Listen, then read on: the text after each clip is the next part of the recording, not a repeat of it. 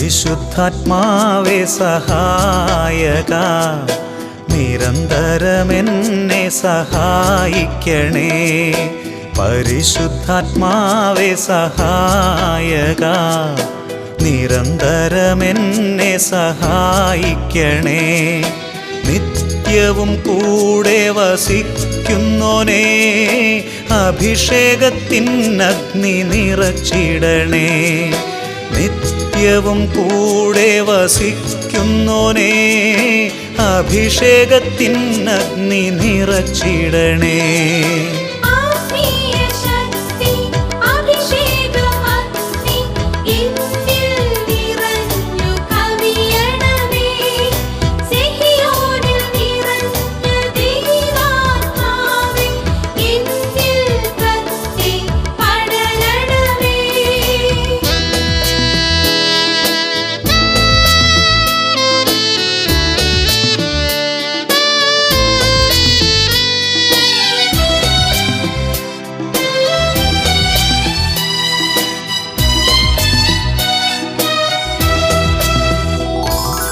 എന്നുള്ളിൽ നിറയുന്ന ദൈവിക ശക്തി ലൗകിക ശക്തിയെ തകർത്തിടുന്നു.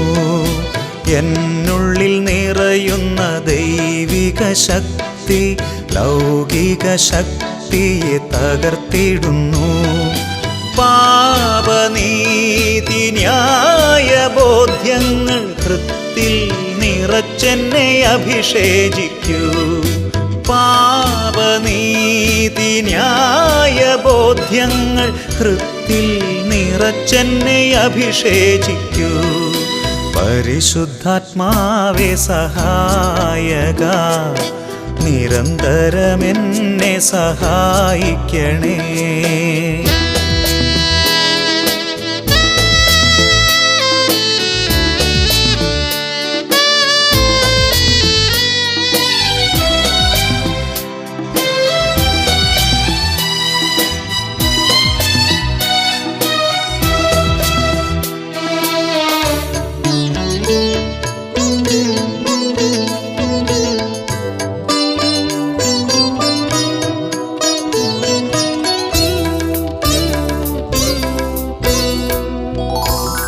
വചനം പഠിക്കുവാൻ കൃപ ചൊരിയണമേ, അനുസ്മരിച്ചിടാനും വരമരുളൂ. വചനം പഠിക്കുവാൻ കൃപ ചൊരിയണമേ, അനുസ്മരിച്ചിടാനും വരമരുളൂ. ദൈവപുത്രന് സാക്ഷ്യമേകാൻ അഭിഷേക അഗ്നിയെ ജ്വലിപ്പിച്ചിടൂ. ദൈവപുത്രനു സാക്ഷ്യമേകാൻ അഭിഷേക അഗ്നിയെ ജ്വലിപ്പിച്ചിടൂ. പരിശുദ്ധാത്മാവേ സഹായക, നിരന്തരമെന്നെ സഹായിക്കണേ. നിത്യവും കൂടെ വസിക്കുന്നോനേ, അഭിഷേകത്തിനഗ്നി നിറച്ചിടണേ.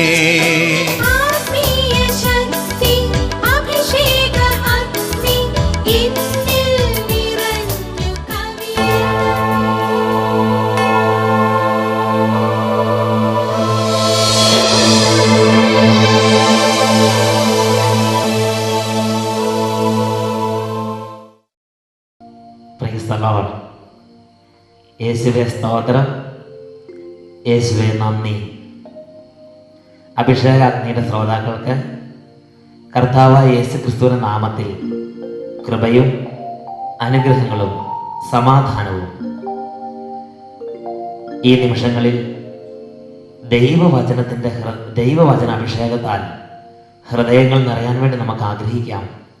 വചനത്തിൻ്റെ നാഥനായ യേശു ദൈവവചനം ഹൃദയങ്ങളിലേക്ക് വിതയ്ക്കുവാൻ വേണ്ടി നമ്മുടെ ഹൃദയങ്ങളെ നമുക്ക് ഒരുക്കാം. ഒരു നിമിഷം നമുക്ക് പ്രാർത്ഥിക്കാം. ഹൃദയവയലുകൾ തേടി വന്നിതാ നാഥൻ വചനമാ. വയലുകൾ ഹൃദയവയലുകൾ തേടി വരുന്നിതാ നാഥൻ വചനമാ തളിർത്തു ശാഖകളാകുവാൻ വിളഞ്ഞ ഫലമേകുവാൻ തളിർത്തു ശാഖകളാകുവാൻ വിളഞ്ഞ ഫലമേകുവാൻ യേശു സാക്ഷിയായി തീരുവാൻ വചനമേ എൻ്റെ മിഴികളിൽ വഴിവിളക്കായി തെളിയണേ വചനമേ എൻ്റെ മിഴികളിൽ വഴിവിളക്കായി തെളിയണേ വചനമേ എൻ്റെ മിഴികളിൽ വഴിവിളക്കായി തെളിയണേ. തിരുവചനം പ്രകാശമായി പാദങ്ങൾക്ക് വിളക്കായി അവിടുന്ന് ഈ സായാഹ്നത്തിൽ സകല ജീവിതങ്ങൾക്ക് നൽകുമാറാകട്ടെ. യേശുവേ സ്തോത്രം, യേശുവേ നന്ദി. Praise the lord. പ്രഭാഷകന്റെ പുസ്തകത്തിൽ 6-ാം അധ്യായം 2 മുതലുള്ള വാക്യങ്ങളാണ് ഇന്നത്തെ പരിചിന്തനത്തിനായി നാം എടുക്കുന്നത്. ഹല്ലേലൂയ. പ്രഭാഷകന്റെ പുസ്തകം 6-ാം അധ്യായം 2, 3 വാക്യങ്ങൾ ഇപ്രകാരമാണ് ദൈവത്തിൻ്റെ വചനം പഠിപ്പിക്കുന്നത്.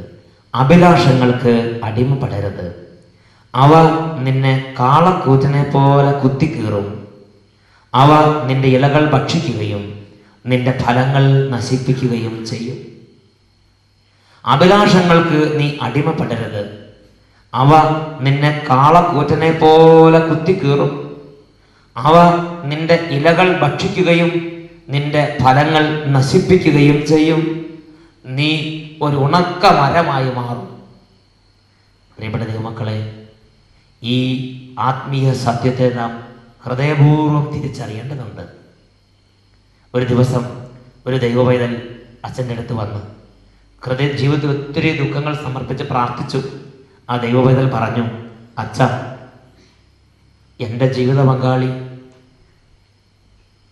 അഭിലാഷങ്ങൾ നിയന്ത്രിക്കാൻ കഴിവില്ലാതെ ജീവിതകാലത്ത് ചെയ്തു കൂട്ടിയ പാപങ്ങൾക്ക് ഞങ്ങൾ ഇന്ന് പരിഹാരം ചെയ്തുകൊണ്ടിരിക്കുകയാണ്. ഞാൻ ചോദിച്ച്, എന്താണ് നിങ്ങളുടെ ജീവിതത്തിൽ ഇത്രമാത്രം തകർച്ചയും ഇത്രമാത്രം കണ്ണുനീരും കൊണ്ടുവരാൻ കാരണം? ആ സഹോദരി പറഞ്ഞു, എൻ്റെ ഭർത്താവ് വർഷങ്ങൾക്ക് മുമ്പ് കസിനുമായിട്ട് ലൈംഗിക ബന്ധത്തിലേർപ്പെട്ട് ഞാൻ എത്ര പറഞ്ഞിട്ടും ആ ബന്ധം വിച്ഛേദിക്കാനോ ആ ലൈംഗിക പാപത്തിൽ നിന്ന് വിടുതൽ പ്രാപിക്കാനോ എൻ്റെ ഭർത്താവിന് കഴിഞ്ഞില്ല. അന്ന് ഞാൻ എൻ്റെ ഭർത്താവിനോട് പറഞ്ഞ്, നിങ്ങൾ ഇന്ന് കസിനുമായിട്ട് പാപം ചെയ്യുന്നു, നിങ്ങളുടെ മക്കള് നിങ്ങളുടെ മുമ്പിൽ വെച്ച് തന്നെ ഈ പാപം ചെയ്ത് നിങ്ങളെ വേദനിപ്പിക്കും, നോക്കിക്കോ. പ്രിയപ്പെട്ട സഹോദരങ്ങളെ, 19 വർഷങ്ങൾ കഴിഞ്ഞു. ഈ കുടുംബത്തിൽ 2 പെൺകുഞ്ഞുങ്ങളാണ് ദൈവം സമ്മാനമായി നൽകിയത്. അതിൽ മൂത്ത കുട്ടി അവൾ കോളേജിൽ പഠിക്കുമ്പോൾ വീട്ടിൽ നിന്ന് അകന്ന് ഹോസ്റ്റലിലാണ് പഠിച്ചുകൊണ്ടിരുന്നത്. ഹോസ്റ്റലിൽ പഠിക്കുന്ന സമയത്ത് ഇവരുടെ ഭവനത്തിൽ നിന്നും ഹോസ്റ്റലിലേക്ക് പുറപ്പെട്ടു. എന്നാൽ ഇവൾ ഹോസ്റ്റലിൽ എത്തിച്ചേർന്നില്ല. വഴിക്ക് വെച്ച് ഇവൾ സ്നേഹിച്ചിരുന്നൊരു വ്യക്തിയുമായി 2-3 ആഴ്ചകൾ അവൾ പട്ടണങ്ങളിലൂടെ സല്ലപിച്ച് നടന്നു, പാപബന്ധങ്ങളിൽ ഏർപ്പെട്ടു. അവസാനം 1-2 ആഴ്ചകൾക്ക് ശേഷമാണ് 2-3 ആഴ്ചകൾക്ക് ശേഷമാണ് ഇങ്ങനെ ഒരു കാര്യത്തെക്കുറിച്ച് കുടുംബാംഗങ്ങൾക്ക് അറിവ് കിട്ടുന്നത്. പ്രിയപ്പെട്ട സഹോദരങ്ങളെ, ആ മൂത്ത മകൾ പാപത്തിൽ ജീവിച്ചു. അതിനുശേഷം അവൾ പാപകരമായി അവൾ ഒരു വ്യക്തിയെ വിവാഹം ചെയ്ത് ആ വ്യക്തിയുമായി ജീവിച്ചുകൊണ്ടിരിക്കുമ്പോൾ ഇളയ മകൾ അവൾ നല്ല മിടുക്കി പഠിച്ചുകൊണ്ടിരിക്കുകയാണ്. ഈ മരുമകൻ ഇളയ മകളെ അനിയത്തിയെ പലതരത്തിൽ സ്വാധീനിച്ച് പാപത്തിന് പ്രേരിപ്പിച്ചു. എന്തോ ചില മയക്ക് മരുന്നുകൾ കൊടുത്ത് അവളെ ബോധം കെടുത്തിയിട്ട് അവളുടെ മ്ലേച്ഛമായ ചിത്രങ്ങൾ എടുത്തു. അതിനുശേഷം അവളെ ബ്ലാക്ക്മെയിൽ ചെയ്ത് നിരന്തരം ഭീഷണിപ്പെടുത്തി 3 വർഷത്തോളം പാപത്തിൽ ജീവിച്ചു. പ്രിയപ്പെട്ട സഹോദരങ്ങളെ, ഇന്ന് കുടുംബനാഥയും പറയുന്നത് എങ്ങനെയാണ്? ഞാൻ ഒരു കസിനുമായി പാപം ചെയ്തു, ഞങ്ങളുടെ മക്കൾ ഞങ്ങളുടെ കൺമുമ്പിൽ വെച്ച് പാപം ചെയ്തുകൊണ്ടിരിക്കുന്നു. മരുമകൻ അനിയത്തിയെ പാപകരമായ ബന്ധത്തിൽ സ്വന്തമാക്കുന്നു. തകർന്ന വേദനയുമായി അപ്പനും അമ്മയും ഇന്ന് ഒരുപാട് നീറിക്കഴിയുകയാണ്. ഇത് ബൈ ചാൻസിൽ പെട്ടെന്ന് ഒരു കുടുംബത്തിൽ പെട്ടെന്ന് സംഭവിച്ചു എന്ന് ആരും ധരിച്ചു വശാകരുത്. ദൈവത്തിന്റെ വചനം പഠിപ്പിക്കുകയാണ്, നീ അഭിലാഷങ്ങൾക്ക് അടിമപ്പെട്ടാൽ നീ ഒരു ഉണക്ക മരമായി തീരുമെന്ന് മാത്രമല്ല, നിന്റെ ഇലകളെ അത് നശിപ്പിക്കുകയും നിന്റെ ഫലങ്ങൾ അത് തിന്നുകളയുകയും ചെയ്യും. നിന്റെ ഇലകൾ അവ ഭക്ഷിക്കുകയും നിന്റെ ഫലങ്ങൾ അവ നശിപ്പിക്കുകയും ചെയ്യും. ഒരു കാളക്കൂറ്റിനെ പോലെ അത് നിന്നെ കുത്തിക്കീറും. പഴയ നിയമത്തിൽ സാമുവേൽ പ്രവാചകന്റെ പുസ്തകം, അവിടെ രാജാവായ ദാവീദിന്റെ ജീവിതത്തിൽ ഒരു സംഭവം ഉണ്ടായി. ദാവീദിന് തൻ്റെ സൈന്യത്തിലെ ഒരു സൈനികന്റെ ഭാര്യയുമായി, ഊറിയയുടെ ഭാര്യയുമായി അവിഹിത ബന്ധമുണ്ടായി. എന്നാൽ എന്താണ് അതിന്റെ പ്രത്യാഘാതം ഉണ്ടായത്? മക്കളുടെ കാലം വന്നപ്പോൾ ചേട്ടനും അനിയത്തിയും തമ്മിൽ ലൈംഗികമായ വീഴ്ചകളുണ്ടായി. പാപകരമായ ബന്ധം കുടുംബത്തിൽ തന്നെ പെരുകി, കുടുംബത്തിൽ തന്നെ അത് അസ്വസ്ഥത പടർത്തി. അങ്ങനെ അമ്നോൻ സ്വന്തം സഹോദരിയായ താമാറുമായി പാപബന്ധത്തിൽ ഏർപ്പെട്ടു. അമ്നോൻ സ്വന്തം സഹോദരിയായ താമാറുമായി അനിയത്തിയുമായി പാപം ചെയ്ത്. പ്രിയപ്പെട്ട സഹോദരങ്ങളെ, തുടർന്നുണ്ടായ സംഭവങ്ങൾ നിങ്ങൾക്കറിയാം. വചനം പഠിപ്പിക്കുന്ന പ്രകാരമാണ്.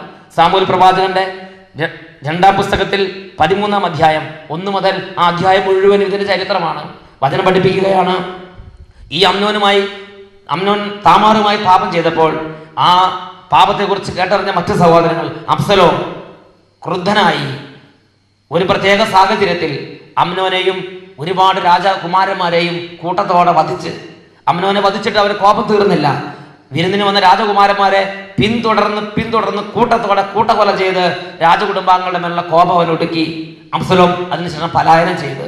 ഇത് അപ്പനായ ദാവീദ് സ്വന്തം ജീവിതത്തിൽ മരിക്കുന്നതിന് മുമ്പ് ഈ വേദന ഏറ്റുവാങ്ങി ജീവിക്കേണ്ട ഒരു സാഹചര്യം ആ കൊട്ടാരത്തിലുണ്ടായി. പ്രിയപ്പെട്ട സഹോദരങ്ങളെ നോക്കുക, അപ്പൻ ഒരു സൈനികന്റെ ഭാര്യയുമായിട്ട് അവിഹിത ബന്ധത്തിൽ ഏർപ്പെട്ടു. മക്കൾ തമ്മിൽ പാപം ചെയ്തു.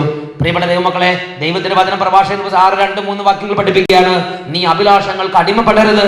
അവ ഒരു കാളക്കൂറ്റിനെ പോലെ നിന്നെ കുത്തിക്കീറും.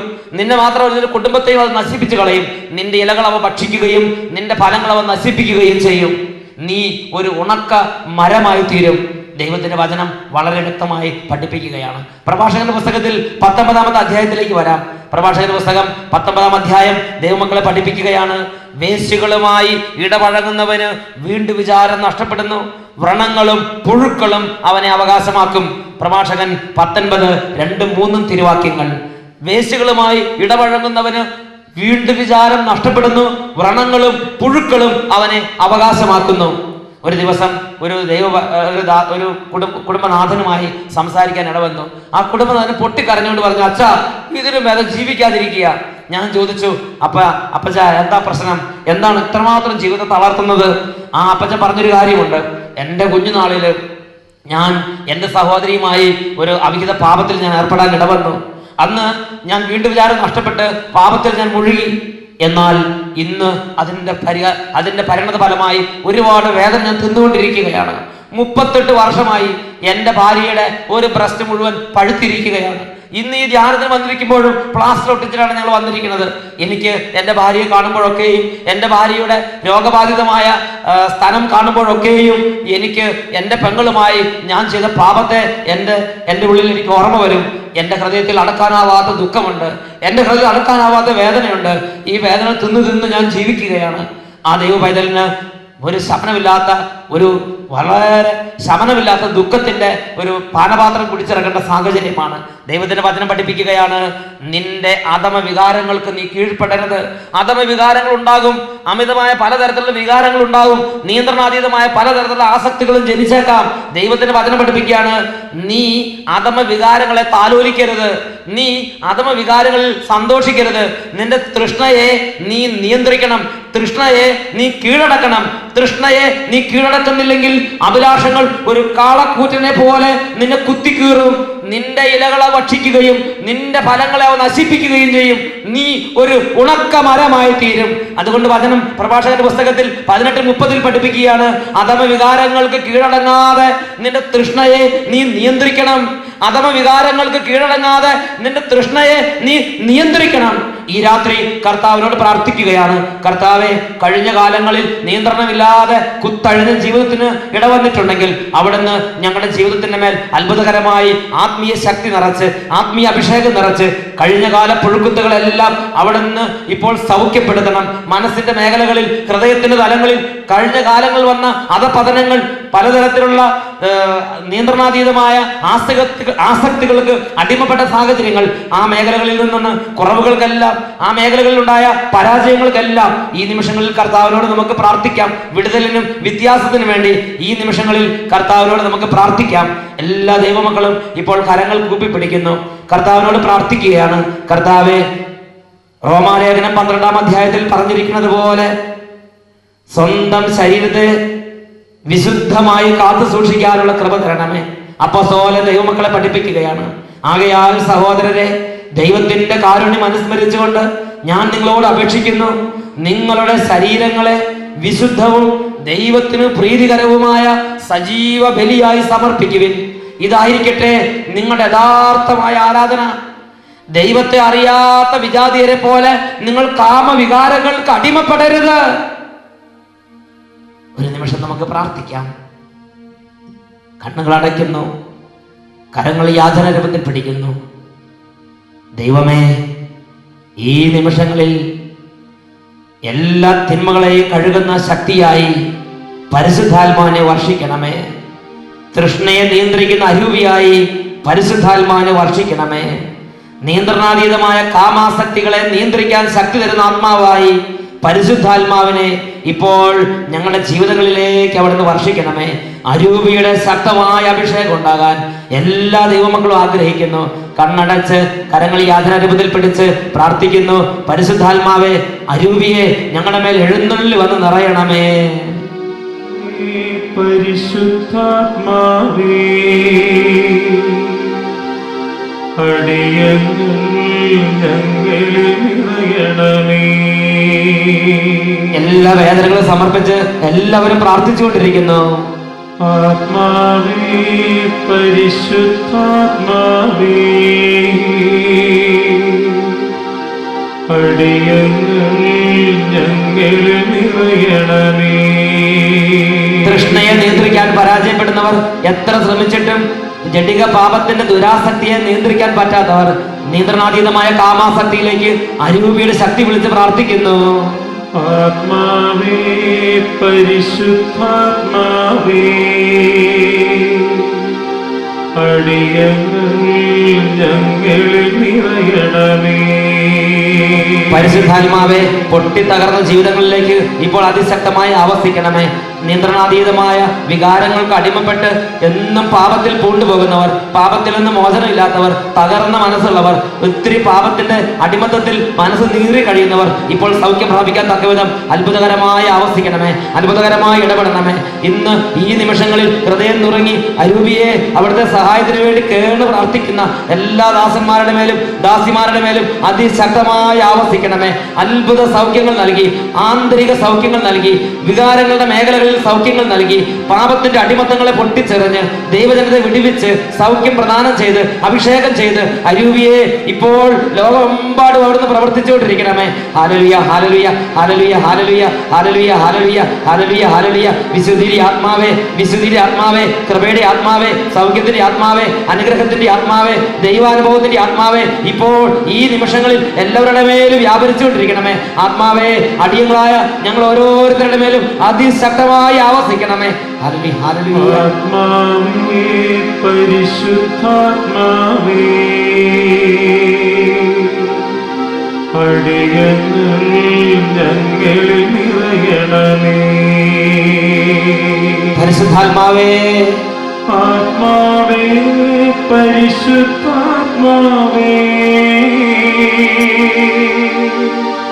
അടിയങ്ങൾ ഞങ്ങളിൽ നിറയണമേ.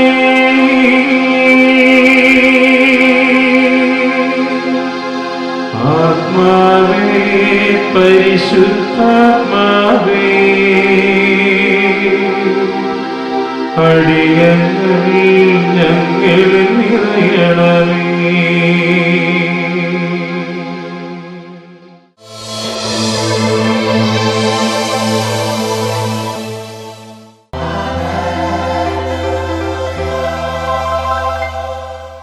ദിവ്യകാരുണ്യ രൂപനായ ഈശോ, ഈ നിമിഷങ്ങളിൽ നമ്മുടെ അരികിലേക്ക് കടന്നു വന്നിരിക്കുന്ന സമയമാണ്. അവിടുന്ന് വിശുദ്ധ ലിഖിതങ്ങളോട് വാഗ്ദാനം ചെയ്തു, ഞാൻ എൻ്റെ കൂടാരം നിങ്ങളുടെ ഇടയിൽ സ്ഥാപിക്കും, ഞാൻ നിങ്ങളുടെ ഇടയിലൂടെ സഞ്ചരിക്കും.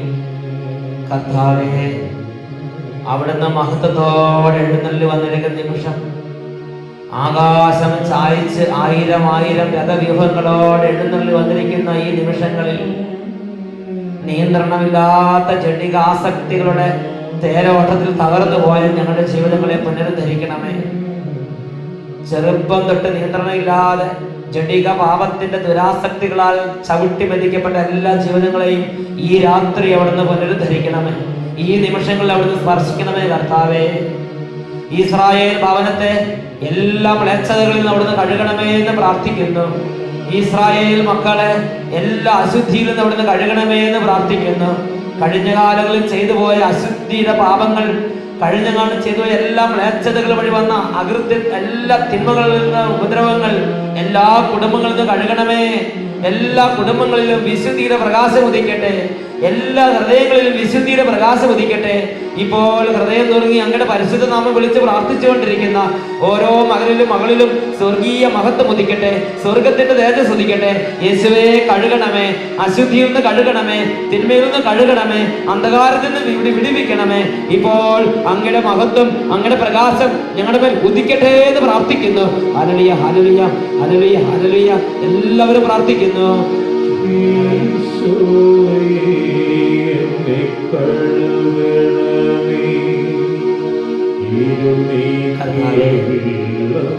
പൊട്ടിക്കരഞ്ഞ് പ്രാർത്ഥിക്കുന്നവരെ ഇപ്പോൾ കാണണമേ കർത്താവേ. ഹൃദയം നുറുങ്ങി വിളിച്ചപേക്ഷിക്കുന്ന മക്കളുടെ മേൽ കരുണയോടെ ഇടപെടണമേ എന്ന് പ്രാർത്ഥിക്കുന്നു.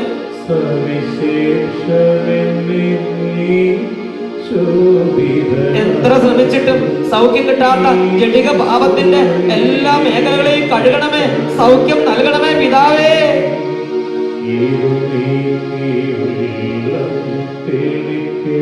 പാരമ്പര്യമായി ജഡിക പാപത്തിന്റെ ഒത്തിരി ആധിപത്യങ്ങളാൽ ദുർബലമായിരിക്കുന്ന ജീവിതങ്ങളെ ഇപ്പോൾ ഈശോയെ കഴുകണമേ.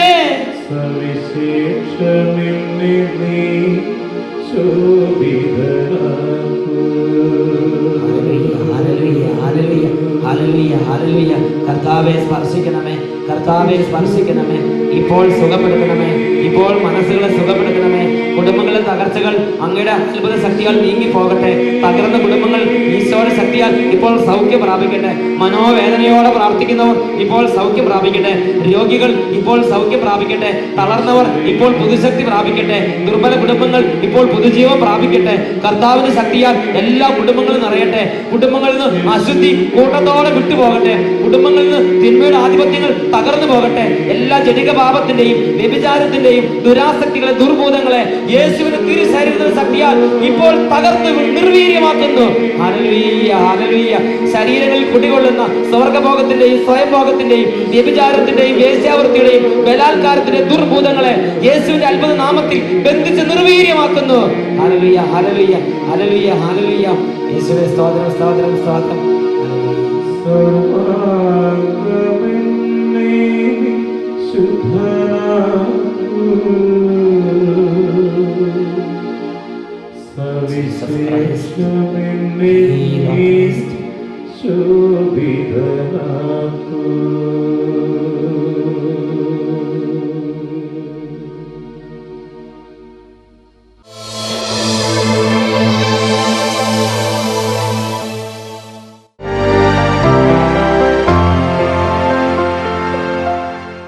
Price the lord. എൻ്റെ വീട് തൃശ്ശൂർ ജില്ലയിൽ മരിയാപുരം ഇടവകയിൽ.